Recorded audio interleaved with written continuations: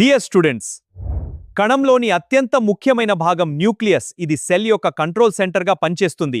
ఈ వీడియోలో న్యూక్లియస్ మరియు అందులో ఉన్న క్రోమోజోమ్ గురించి తెలుసుకుందాం. 1831లో రాబర్ట్ బ్రౌన్ మొదటిసారిగా న్యూక్లియస్ను వివరించాడు.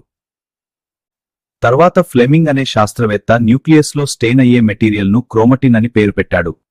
ఇంటర్ఫేస్ సమయంలో న్యూక్లియస్లో క్రోమాటిన్ ఫైబర్స్ సడలిన జాలంలా కనిపిస్తాయి. న్యూక్లియస్ చుట్టూ డబుల్ మెంబ్రేన్ కలిగిన న్యూక్లియర్ ఎన్వెలోప్ ఉంటుంది. ఈ రెండు మెంబ్రేన్స్ మధ్య ఉన్న ప్రాంతాన్ని పెరిన్యూక్లియర్ స్పేస్ అంటారు. ఈ రెండు న్యూక్లియర్ మెంబ్రేన్లు అక్కడక్కడా కలుసుకోవడం వలన న్యూక్లియర్ పోర్స్ ఏర్పడతాయి.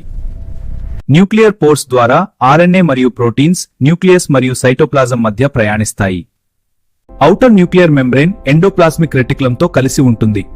దానిపై రైబోజోమ్స్ కూడా ఉంటాయి.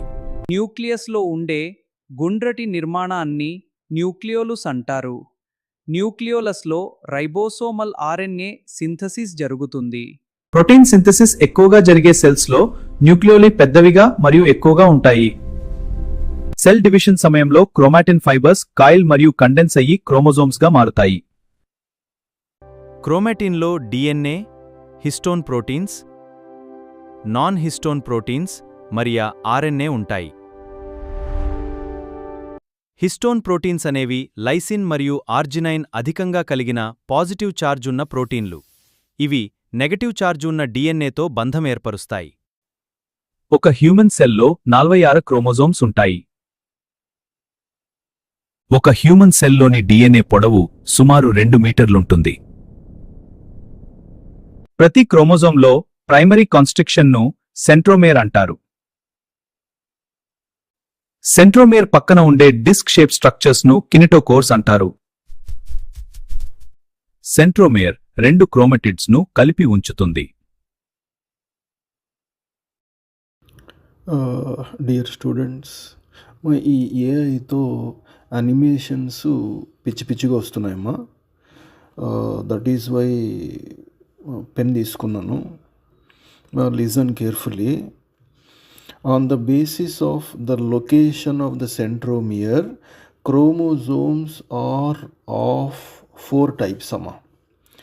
They are metacentric chromosomes, submetacentric chromosomes, acrocentric chromosomes, and telocentric chromosomes. In metacentric chromosomes, the centromere is exactly located at the middle. Therefore, the arms are equal.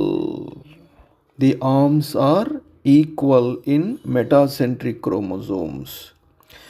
In submetacentric chromosomes, the centromere is slightly away from the center point. Therefore, the arms are not equal. In acrocentric chromosomes, the centromere is far away from the center point. Therefore, one arm is too short. The another arm is too long. In telocentric chromosomes, the centromere is present at one terminal. Therefore, telocentric chromosomes have only one arm. Listen carefully. క్రోమోజోమ్స్లో centromere యొక్క position ఆధారంగా క్రోమోజోమ్స్లో 4 రకాలు ఉన్నాయి. అవి metacentric chromosomes, submetacentric, acrocentric and telocentric. Metacentric క్రోమోజోమ్స్లో centromere exactly మధ్యలో ఉండడం వలన ఆర్మ్స్ అనేవి ఈక్వల్గా ఉంటాయి. సబ్మెటాసెంట్రిక్ క్రోమోజోమ్స్లో సెంట్రోమియర్ అనేది మధ్యలో కాకుండా కొద్దిగా అటు ఇటు ఉండడం వలన ఆర్మ్స్ అనేవి ఈక్వల్గా ఉండవు. మా అక్రోసెంట్రిక్ క్రోమోజోమ్స్లో సెంట్రోమియర్ అనేది చాలా సెంటర్ పొజిషన్కు చాలా దూరంగా ఉండడం వలన ఒక ఆము చాలా చిన్నగాను ఇంకొక ఆము చాలా పొడవుగాను ఉంటాయి.